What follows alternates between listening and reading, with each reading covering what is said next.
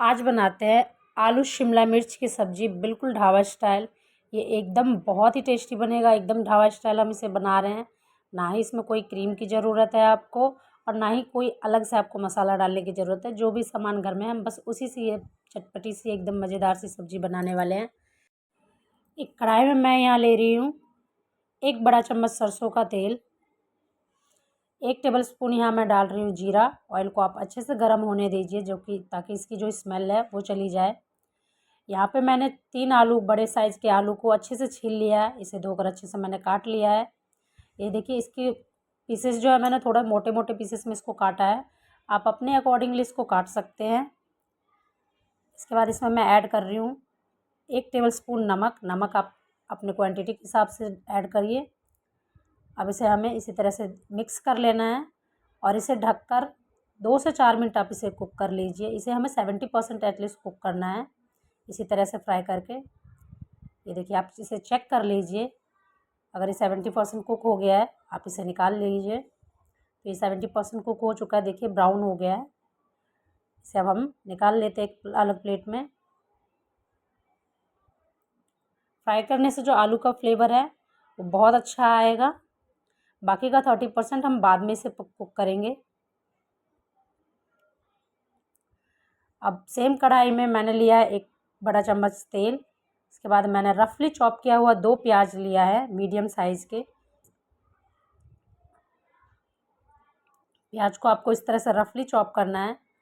इसके बाद इसमें मैं डाल रही हूँ 2 शिमला मिर्च। शिमला मिर्च को मैंने क्यूब शेप में काटा है।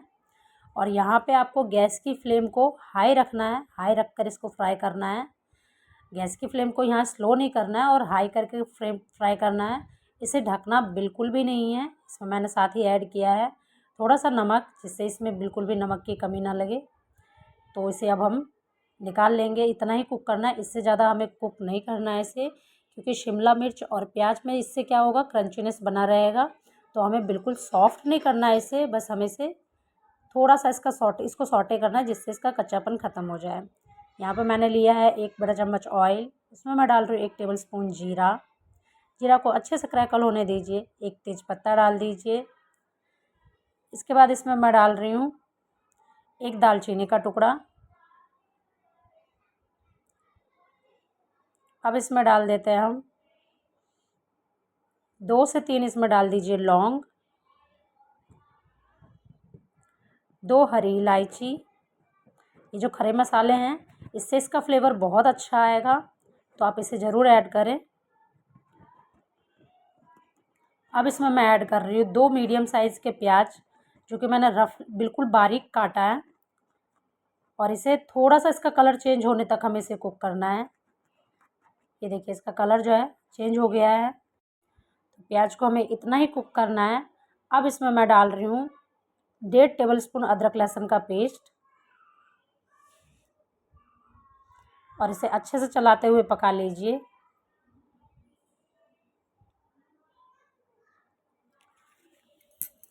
अब यहाँ डाल रही हूँ 1.5 टेबलस्पून मैं धनिया पाउडर, 1 टेबलस्पून मैं यहाँ डाल रही हूँ हल्दी पाउडर, और 1 टेबलस्पून डाल रही हूँ यहाँ पे लाल मिर्च पाउडर। इन सबको अच्छे से मिक्स करके 1 मिनट से 1.5 मिनट आप पका लीजिए। इसके बाद मैं डाल रही हूँ यहाँ पे 2 टमाटर की प्योरी। इसमें मैंने ऐड किया थोड़ा सा पानी, जिससे मसाले जो है जले नहीं, और इसे अच्छे से मिक्स कर लीजिए। यहाँ पर हम इसे ढककर थोड़ी देर के लिए इसे पका लेंगे। ये देखिए, मसाले जो है पक चुके हैं, तेल जो है बिल्कुल अलग हो चुका है मसाले से। अब यहाँ पे मैं डाल रही हूँ 100 ml दही। दही को आप अच्छे से फेंट लीजिए। दही डालने से क्या होगा, इसमें क्रीम की बिल्कुल ज़रूरत नहीं होगी और हमारा सब्ज़ी जो है काफ़ी क्रीमी बनेगा ये। और दही जो है आपको फ्रेश लेनी है, खट्टी दही इसमें बिल्कुल भी यूज़ ना करें। यहाँ ले रही हूँ मैं 1 टेबलस्पून कश्मीरी लाल मिर्च पाउडर। ये इससे कलर अच्छा आएगा, ये तीखी बिल्कुल भी नहीं होती है। साथ ही मैंने ऐड किया 1/2 टेबलस्पून काली मिर्च का पाउडर, और अब इसे हम ढककर पका लेंगे। तो ये देखिए, मसालों से जो है तेल अलग हो गया है, मसाला हमारा रेडी हो गया है। अब इसमें डाल देना है हमें फ्राई किया हुआ आलू, और इसे आप अच्छे से मिक्स कर लीजिए।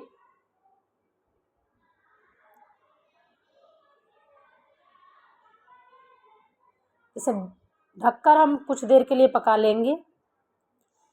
ये देखिए मैंने इसे ढककर थोड़ी देर के लिए पका लिया है, 2 से 3 मिनट के लिए, बस इतना ही पकाना है हमें। अब इसमें ऐड कर देना है हमें शिमला मिर्च और प्याज जो हमने फ्राई करके रखा था वो ऐड कर दीजिए। और इसे साथ ही मैं यहाँ ऐड कर रही हूँ 1 टेबलस्पून गरम मसाला पाउडर और नमक 1 टेबलस्पून। अब इसे अच्छे से मिक्स कर लीजिए। इस तरह से ये सब्ज़ी जो है बहुत टेस्टी बनती है। आप इस रेसिपी को एक बार ज़रूर ट्राई कीजिएगा। और अगर आपको ये वीडियो पसंद आएगी तो प्लीज़ इसे लाइक और शेयर करना बिल्कुल ना भूलें। और अगर चैनल पर नए हो तो प्लीज़ इसे सब्सक्राइब कर लीजिएगा। तो इसे अच्छे से मिक्स कर लिया है। अब मैं इसमें ऐड कर रही हूँ 1 गिलास गर्म पानी। ग्रेवी आप अपने अकॉर्डिंग डाल सकते हैं।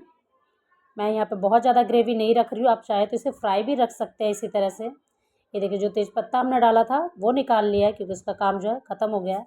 अब ढककर हम इसे उबाल आने तक पका लेते हैं।